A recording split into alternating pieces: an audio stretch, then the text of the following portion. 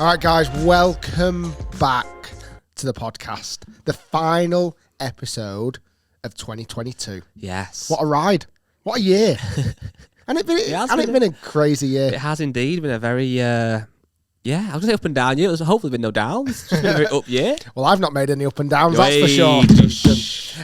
So amazing 2022. First off, I want to start off by saying thank you for everybody that listens and watches. It means the world to us, and it's really appreciated. And also, thank you to you. Thank you to you. Obviously, you helped put the show together, and I don't think we've missed that many episodes this year at all. No, it's been a solid year. We've been consistent with it, which is good.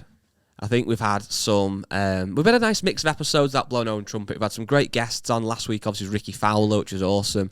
We've had some kind of smaller profile guests, which has been really exciting. We've had some silly episodes, some rather blue episodes. But overall, I think it's been a nice vibe. It's been a good mix. The Ricky Fowler episode last week, the comments were fantastic on that episode. Thank you, everyone that checked it out. If you've not done yet, make sure you do. Could you... probably hard to put you on the spot here. Could you almost name a favourite episode Of the podcast? Yeah, that we've done this year. No, I am super on the spot. I think, again, back to guests, they're the easiest ones to remember. We've had some great guests. We obviously had the Garrett and Grant from Good came on. We've had one of your teachers, Rick Daniels, came on. Oh, yeah? We've had... It was Bryson last year now, actually. Bryson was last year. Adam Scott was phenomenal. We've had some great ones, but sometimes just the ones of us chatting rubbish are my favourite. But that could be the vibe of today. This is episode 163. 163. And this is going to go out just after Christmas. Yeah. We're actually recording this pre-Christmas. We're not that dedicated. We've not come in on... Is it the day after Boxing Day this goes out? Yeah. So we're not here Boxing Day recording this. No, we're not, and this is that weird time of year between Christmas and New Year. What day is it? Hopefully, you're talking dates, so Yes. it's the 27th of December. And hopefully everyone's had a wonderful Christmas. Oh, we should have said that at the start of the show. Happy Christmas. Merry Christmas, everybody.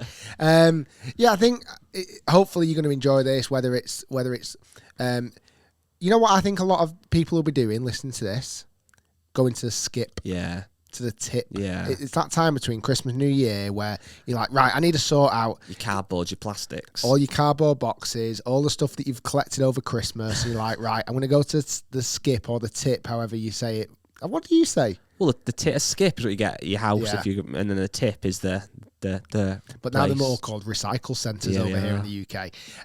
So you might be going What a there. great podcast You know what? I think a lot of people will be out walking the dog. Yep.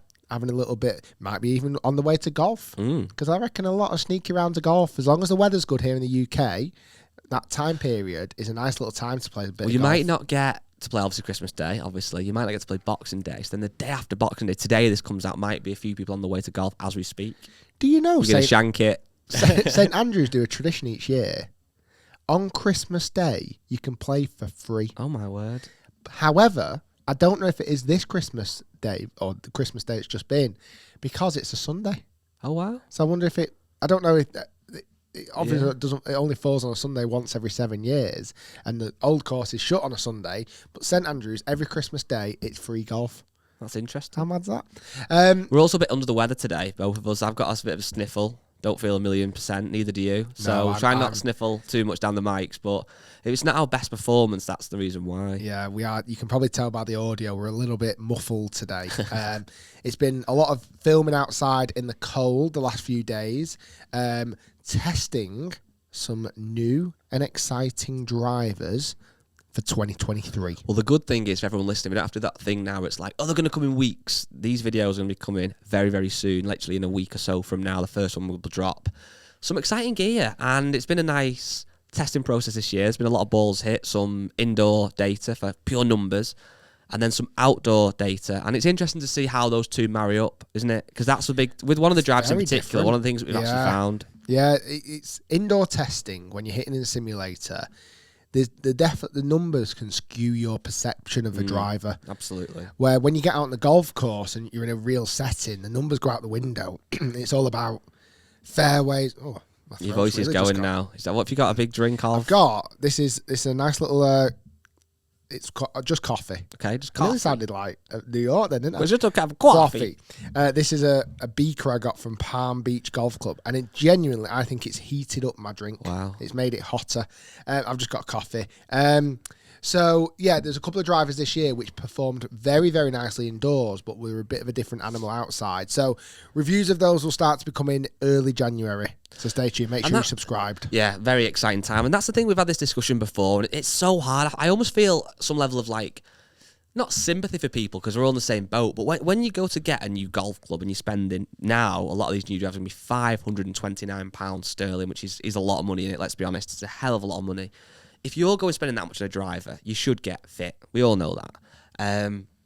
But it is something just to be a bit, not cautious of, but just consider that when you do get fit, either indoors or on a driving range, there are some amazing custom fitters out there. You know, we've got obviously launch monitors, and you can use decent golf balls, and you can hit your own one first and hit obviously loads of brands. So I definitely recommend doing that. But it is different, and I think all of us naturally, I think we have to be honest about this. When you're hitting driver, you look at distance more than anything, and it's very easy with launch monitors to delete bad shots, and that's not something that I think custom fitters are doing to try and pull the wool over your eyes. It's because obviously if you hit one that's a horrendous snap hook, it's going to really skew your data. So let's just say hitting whatever driver it might be, and you nail it 6 times out of 10, and there's a couple of horrendous ones. I understand that if it's a real anomaly, then take it out. But those bad ones that you sometimes might take out on the golf course can be horrendous. Yeah. And the other driver that you might be testing against, that one that's not quite as glamorous, not quite as long, but a little bit more steady, that you might think, oh, that's a bit boring, that on the golf course can help you play better golf. It's just trying to do that thing where if you can test it on the golf course as well, it is so important. Yeah, or at least go into your fitting with the mindset, not just, even if you're into a screen or you're hitting into an outdoor driving range with a launch monitor, really look at the ball flight as well and picture you're playing at your local golf course and go, well, if I hit that off my first tee, where would it end up? If I hit that on the second, would it go out of bounds? Because the fitter's saying that's not too bad, but well, actually, I know on the 4th hole I can't hit that shot because it's out of bounds. You know what I mean? Well, that's it. It's so important. Go in with that mindset.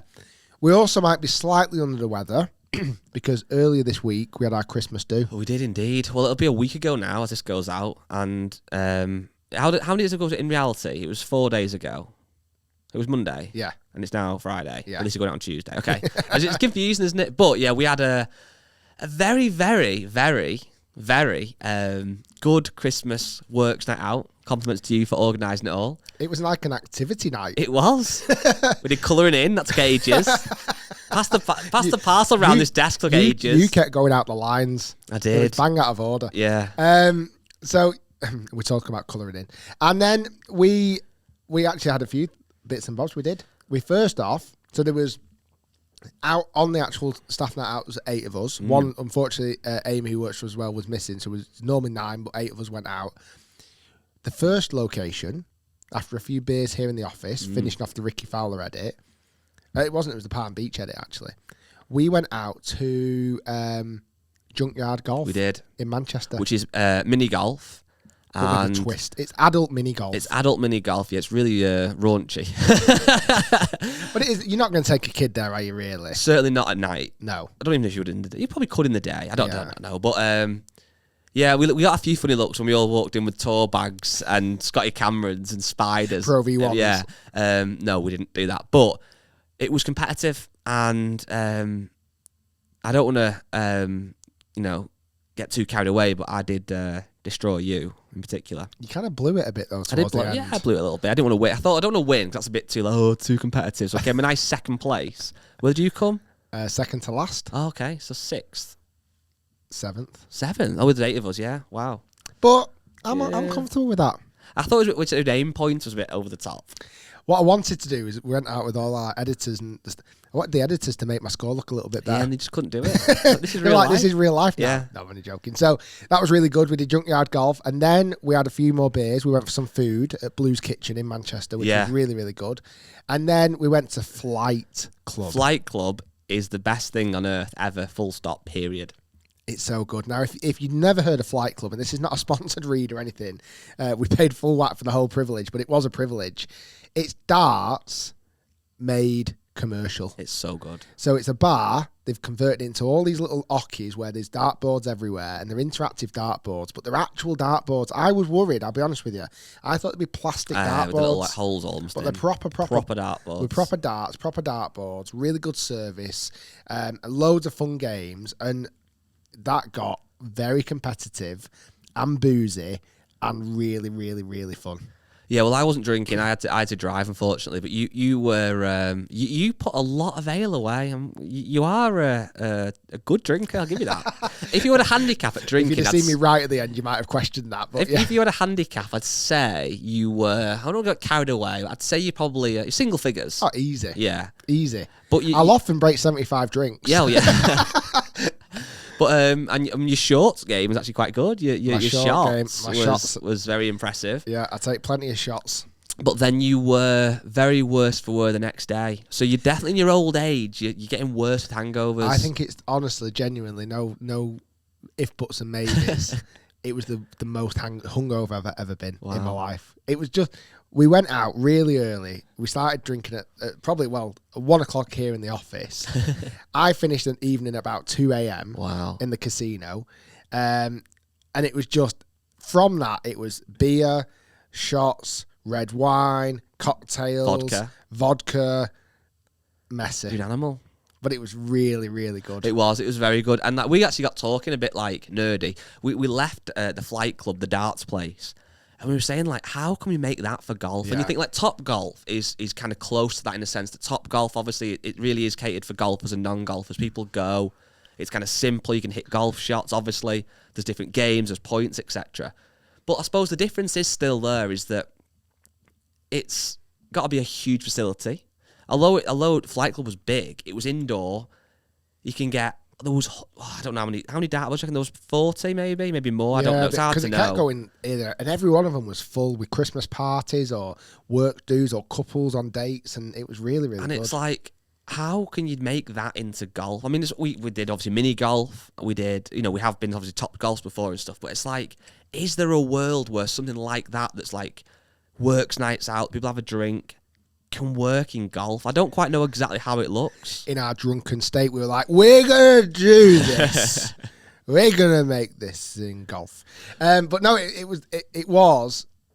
No, if you've never done it, I don't know how many. Is there many of them? Is it a massive franchise? I think there might be a couple, but I don't think there's loads yet. But I might be wrong. I'm not fully sure. Well, it was right up our street, as you know. If you're an OG listener of the podcast and you're in the clubhouse, we definitely had our dart spell, and it relighted a fire within us. Massively. I think it sounds weird, but it's kind of very, very different to golf, but yet somewhat similar in the sense that obviously, going for the big numbers at the start is like hitting a long drive. It's like, oh yeah, you got 100 there, or you got 80 or whatever. You hit the 20 twice, whatever it might be, is equivalent to us of hitting a long drive.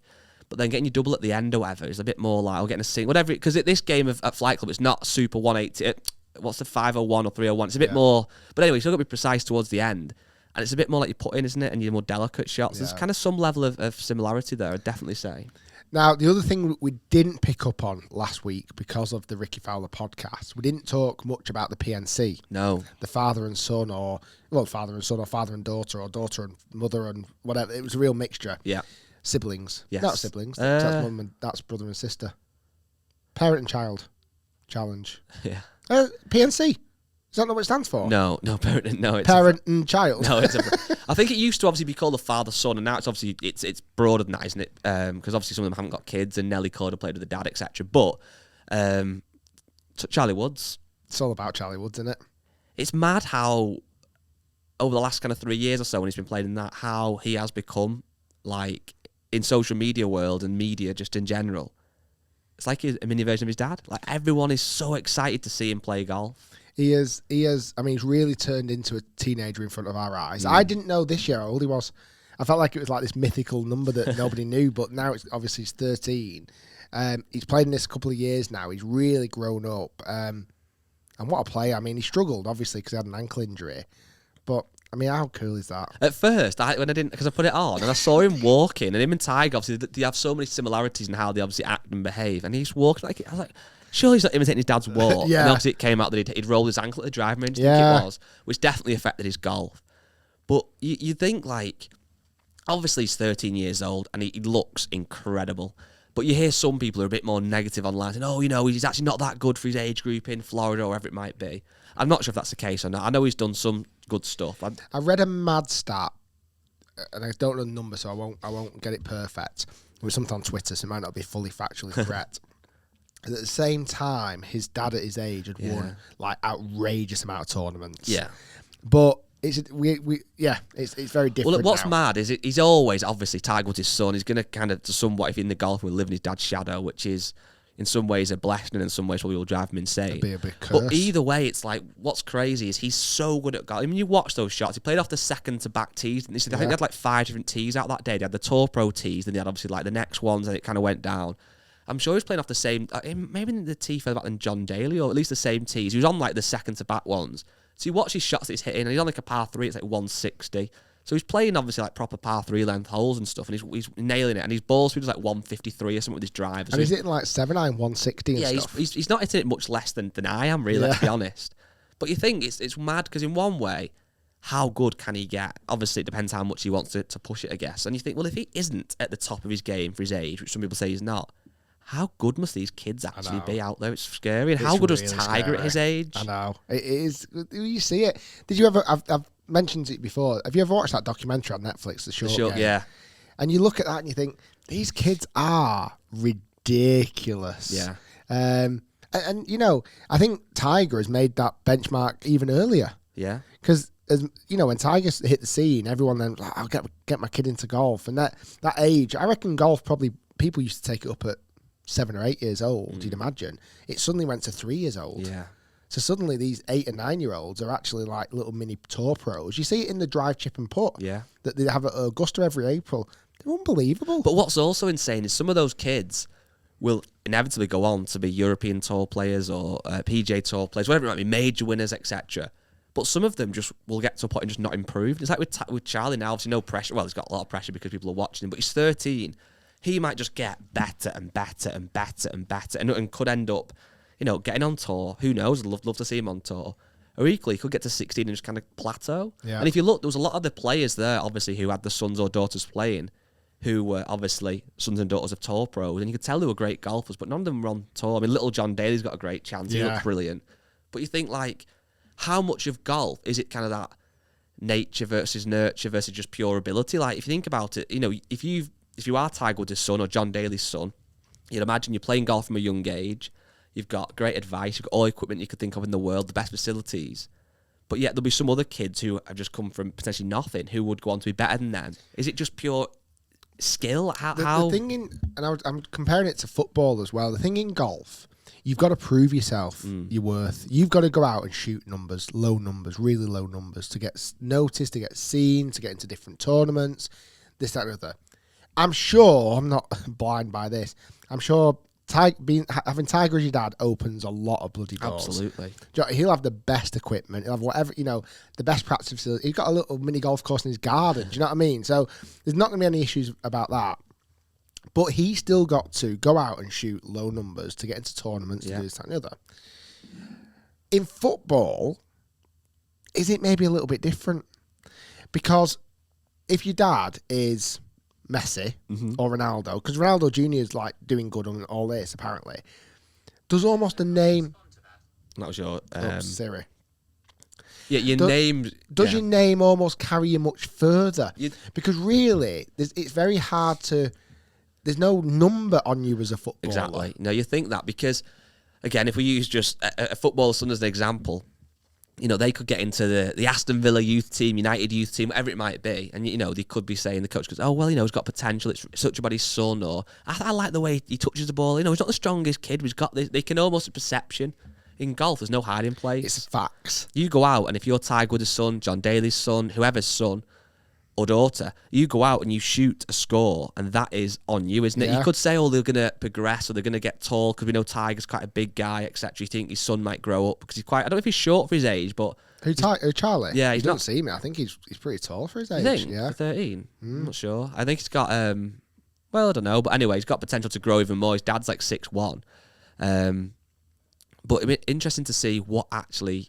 how far he takes it and how far does he want to. I mean, it looks like he wants to be a tour pro. Have you been asked in interviews? I don't actually know. He might say, oh, no, I want to be a scientist or whatever. I have no idea. Well, Charlie, if you're watching or listening, if you ever want to come on the channel, feel free. If you want to bring your dad, that's fine. Yeah, brings a chaperone. If you want us to come out there, we'll do it happily. I would imagine his dad's super protective over him. Oh, of course, yeah. Like way more than because he's seen what the media world can do to him. It almost somewhat surprises me that Tiger lets Charlie do these press conferences after even. So I feel like, I mean, it's teaching him, I guess, to speak in public, and if that's what he wants to pursue as a career, he needs to know those skills. But I'm almost not. I'm surprised that Tiger just doesn't have him so far under his wing. I think the good thing is that the level is at with the PNC tournament. It's very like Rick's just coughing. I feel like I need to cough as well. I've got lots of sniffles. If you watch this, by the way, and I keep weirdly moving away from the mic, it's because I'm trying to sniff and not do it down the mic. I think in that environment where it's quite, it's very friendly and it's a little bit of competition. Well, it's competition, but it's done in a very friendly manner. The question is very nice, isn't it? It's very probably like it's getting him ready for the wider world, no matter what he does. He's 13 now. In 5 years he'll obviously be an adult. That confidence building and speaking to grown-ups in that professional manner, that'll take him a long way. And the way he talks, again, he's only 13. You think, well, even if he's not a golfer, you'd imagine he's going to go quite a long way in life. So fair play. The numbers they shoot in that event, by the way, insane, are actually ridiculous. Like Vijay Singh and his son won it. I mean, was it 258 or something? I think. Well, I know they were both sub 60 rounds. Well, maybe 259s. I mean, it's ridiculous. It was a scramble event, but it's bloody good going, that, isn't it? Yeah. Like, really good going. So, I think it's obviously grown hugely in popularity the last few years. I'd actually like to see more tour players playing it. Yeah. I know Justin Thomas and his dad seems to play it. Do you know Justin Thomas's dad, Mike's been coaching Charlie? I know his dad was a PJ, probably his granddad wasn't. I know his granddad passed away, but they were all. Yeah, so Mike's been coaching Charlie. Oh, that's good. So I think, again, I've known it from my own experience. Trying to teach your own kid is very difficult. Oh, yeah, I can imagine. Having somebody come in and coach your kid, and the kid listens to somebody else's dad more than they'll listen to their own dad or mum. So they... but Jordan Spieth played this year with his dad. That was a new one. I'd love to see more players playing in it. I think it's such a great, cool event. Really good time of year. Just before Christmas. It's just got a nice vibe. Well, you have to have won a major, don't you? Or the Players' Championship. So, that's how you get into it. Well, there you go. So, obviously, there still could be more. I didn't know that. Makes sense. There still could be more people. Because I thought it was only majors at first. There was somebody on who hadn't won a major. Obviously, this counts for the women as well, Nelly Corder, etc. But there was somebody, I can't remember who it was, and I thought, how he's not, but he'd won the Players' Championship. If you think about it, they've all won. I really didn't think about that at all. Right, amazing. I think, like I said, it's a really cool event. It's very cool. What's up next? Let me just have a quick cough. Okay, sorry about a little pause. I had to go and blow my nose. Feel better? Yeah. Yeah, it feels a weird vibe today because we're kind of we are both a little bit under the weather. I don't want to keep saying that's not exactly ill, but a little bit like there. It always happens pre-Christmas. Yeah, well, a bit of illness. Bit of you know what it is? You know what it is? Go on. Tell me what it is. Bloody those big manufacturers' faults.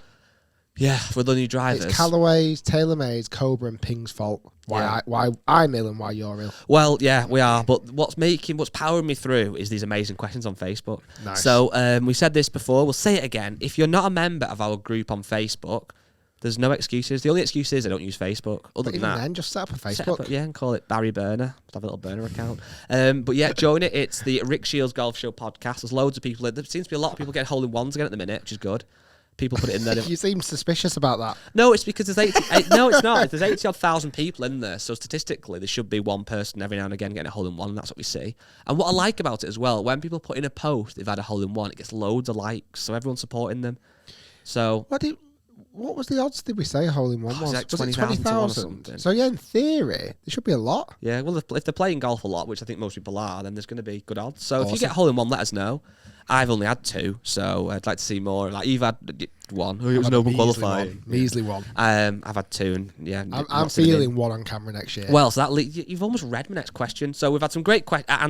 No, not answers. We've had questions. The first one I'm going to read out is from Pete Wilkinson, and next to his name it's got top contributor. So he must be again in the group. A guy that gets involved a lot. Yeah, I'm trying to think of something else. Yeah, he's a top contributor. He has said, what is your most ambitious goal for 2023? So let's maybe have like a video one and maybe your own golf as well. What you're saying? I would like to get a video to have 1 million views in a day. Oh, wow, okay. Because I think our record at the moment is 3 days. Ricky Fowler one might actually have beaten or be beating that. Yeah. I would love a hole-in-one video. definitely. Like when I say video, I mean all bells, all whistles. Like a really good golf course with like a mid iron, like a 7 or an 8 iron. We've got drone up, we've got shot tracer, we've got main camera, we've got zoom camera, and it's like the perfect hole in one. That would be good. So something like that. I mean, those two videos might coincide. They would. Well, that's the thing is, you're right there. With a video that gets 1 million views in a day, I think it's possible. What's quite weird is we've had some videos, thankfully, that have had millions of views, but it's normally ones that obviously reach a wider than just a golf hardcore audience, isn't it? So like the illegal golf clubs, people who've got a very loose interest in golf might watch that.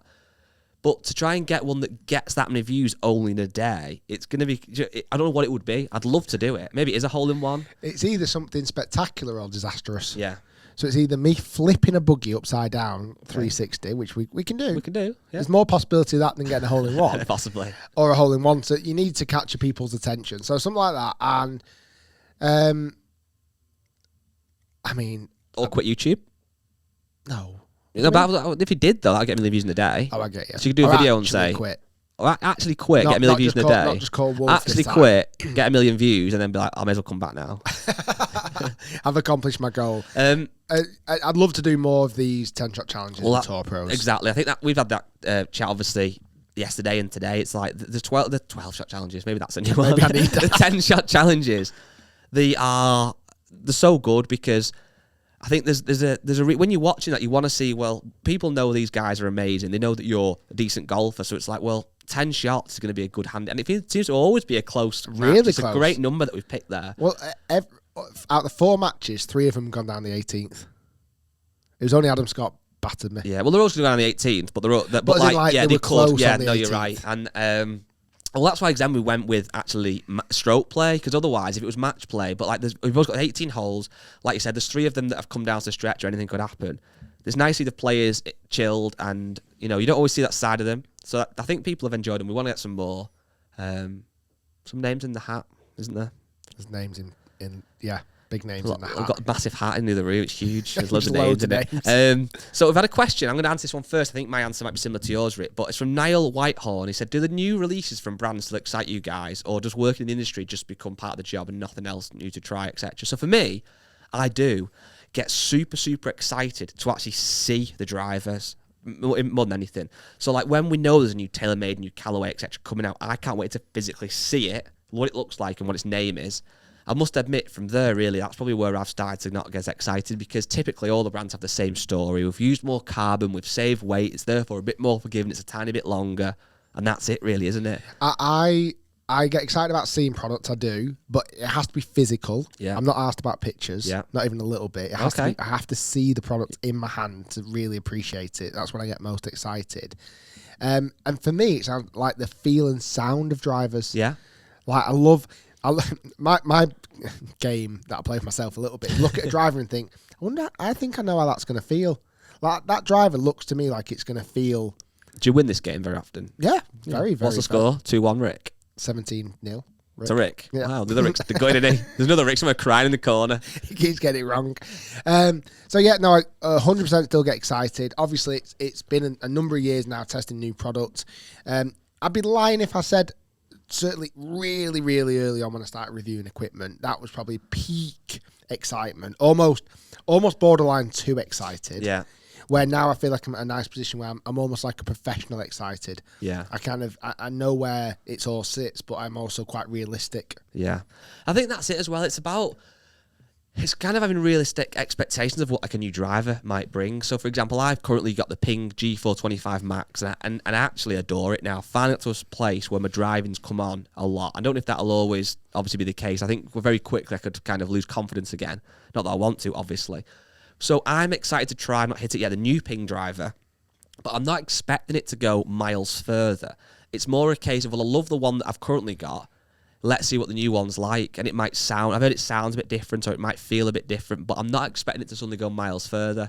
So I think it's just having realistic expectations as well. I'm definitely going to change driver this year. Wow. Newsflash. Breaking news. Definitely. Someone's driving along the motorway now with a cup of coffee and just dropped it all over the lap. What? What she said? So yeah. But my worry, and I'll be honest with that, is that you're going to go for a low spin monster. Correct. And I think... I'm not. I'm going to be sensible. I think you've hit your drive really well, so I'm interested to see what you go. Oh, well, I've got one idea what you could I go must with. admit, It I've should hit be my a driver curveball. unbelievable recently. But now it's the time to change. Yeah, exactly. That's the thing, isn't it? It's easy because I'm a little bit the same. I went to American Golf the other day, and I've been hitting my G425 Max brilliantly. So then I tried the LS Tech head. Yeah. Because I thought, well, if I'm hitting mine well, what could I get out of a bit more distance maybe?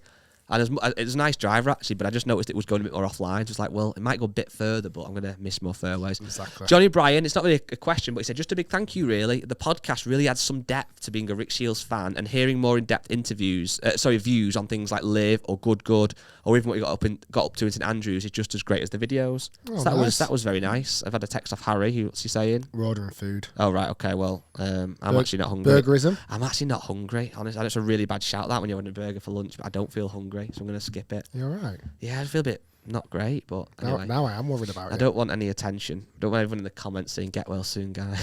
I'm actually fine. I've got a sniffle.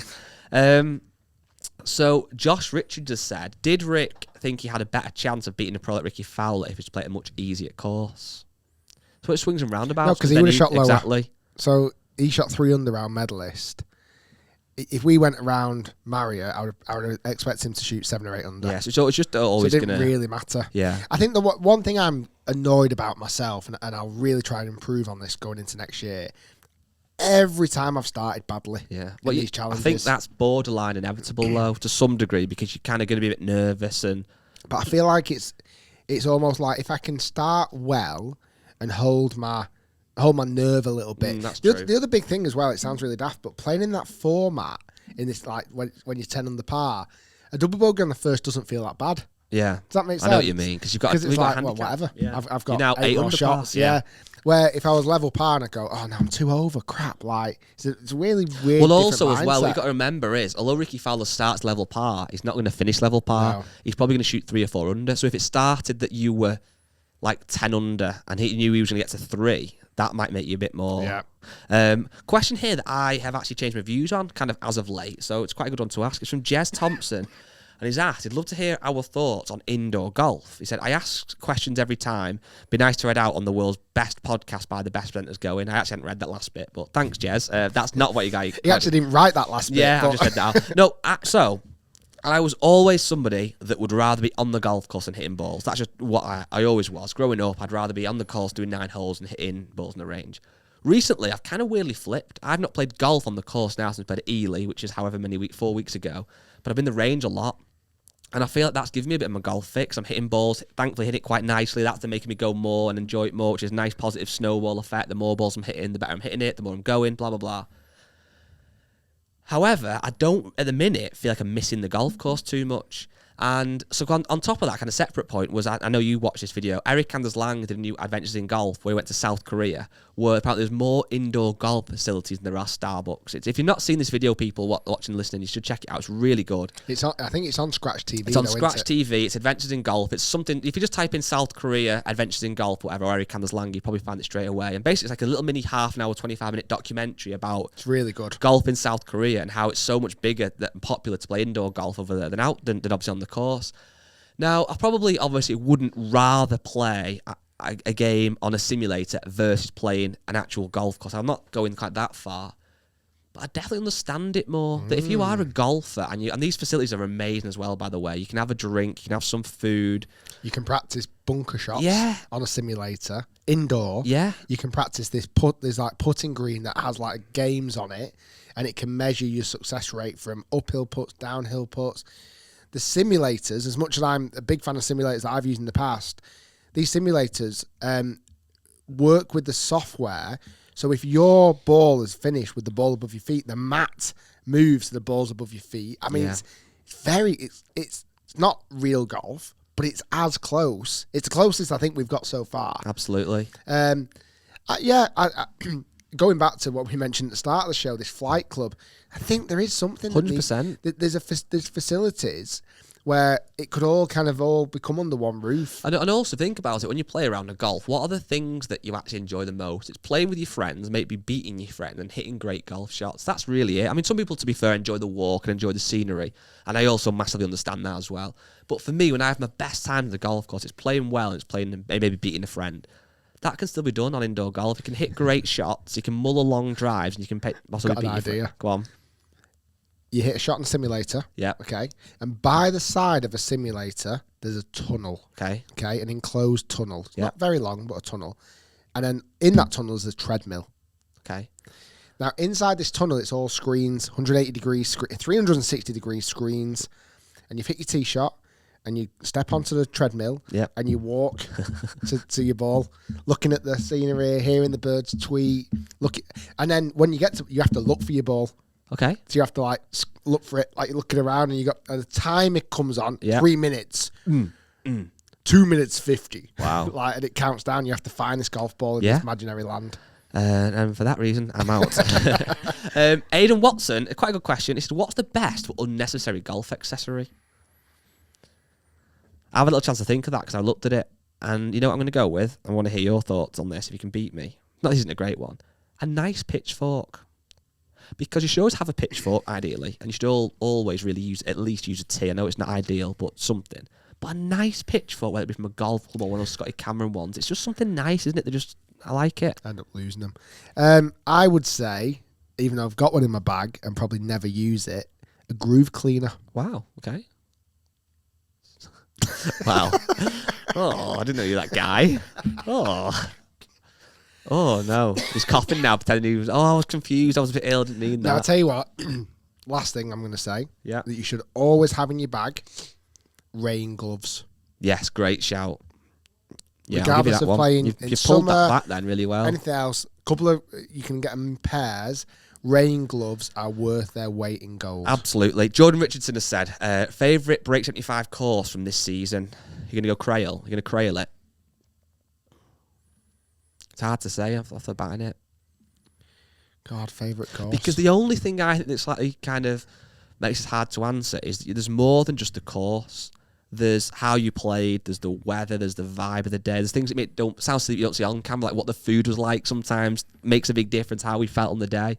Crail must be up there. Oh, God. I'm trying to think of courses. Crail was spectacular. Don't get me wrong. It was unbelievable. But I don't know if I'd rank it the highest just because it was...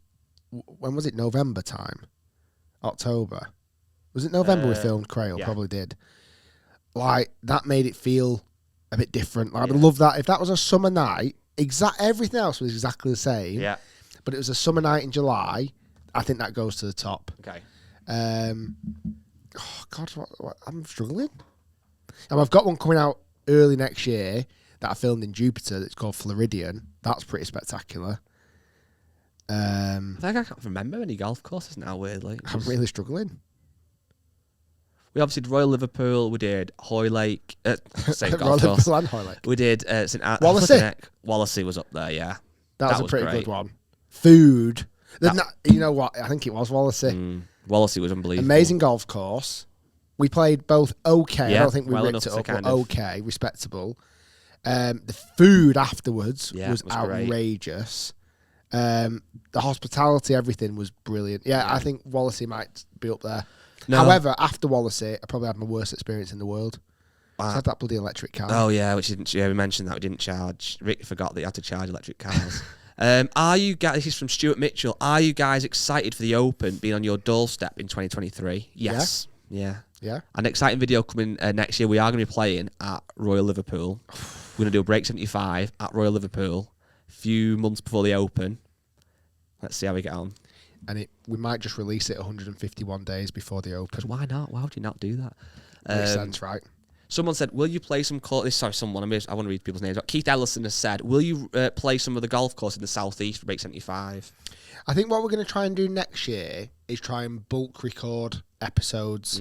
So we'll put ourselves in a location, whether that's UK, whether that's Ireland, whether it's over in the States or Europe. Put ourselves in a location and film 5 or 6 episodes in a run. Yeah. So not ruling out the South, but for us to go all the way down there just for one episode is a bit ambitious. Yeah. So I think we are planning on making Did we say 36 episodes next year? Break 75? Yeah. Potentially, yeah. I mean, it'd be nice to get, well, at least 2 a month, which would obviously be 24, and I think we want to get more than that. So, yeah, probably 36. So it won't be weekly. We'll try and bulk record them and then bulk release them and have a couple of weeks off and then go again. So, really exciting times. Yeah, there's a lot more questions than that, but I think we're going to probably wrap that one up. They keep it quite short and sweet today. I know we've got that a lot more stuff to do. We've got to finish off the reviews for these new drivers that are coming out on the... Hopefully...